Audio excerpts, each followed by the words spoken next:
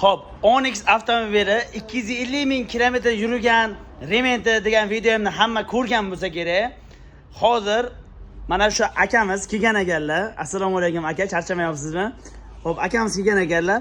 Cobalt avtomobilini olib kelgan ekanlar. Yangi Cobalt 5000 kilometr yurgan. Endi Cobaltga yuraganlar.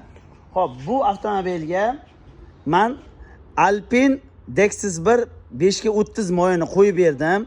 Uni orqasiga shunday qarasangiz, mana Elkas GF6A JM Dexis 1 Gen 3 sertifikatlari bor. Xudo xolasa shu moydan qo'yib berdim. Aka, o'sha Onyxsiz haqiqatan ham shuncha yurganmidi? Mendan ko'p kommentarga so'rashyapti-da. Bemalol telefon qilishsin. O'zingiz nomeringizni yozib qo'yaman kommentarga. Xo'p, Onyxsiz sotib yordingizmi, hali turibdimi o'zingizga? Uyga Turibmi? Hozir necha ming yurdingiz? 262 ming bo'ldi. Ha. Xo'p, Alpine qo'yishdan maqsad nima edi o'zi? Nima uchun Alpinedan bu moyani tanladingiz? Alpine mana bu oldin zubchatga rem almashtirdim-ku. Ha.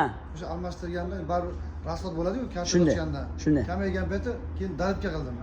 O'zi 5000 yurdim oldingi moyimda. Ha. Keyin o'sha birinchi dalbga qildim, o'sha dalbgadan keyin yana 10 ming yurdim, mashinani ovozlari boshqa umuman shum yo'qda.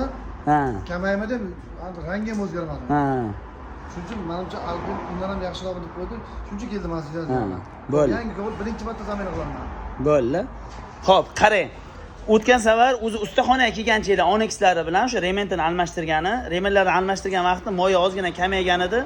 Mendan keldilarda o'zi 1 litr moy oldilar. 0 ga 20 Alpine moyimdan bergandim. Alekson chunki 0 ga 20 si yo'q edi.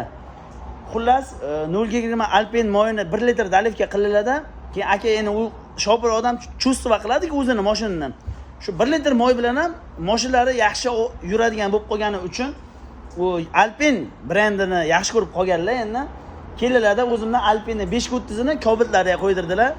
Kimga shunaqa sifatli moylar original xizmatlar kerak bo'lsa, aloqaga chiqib kelaverasizlar.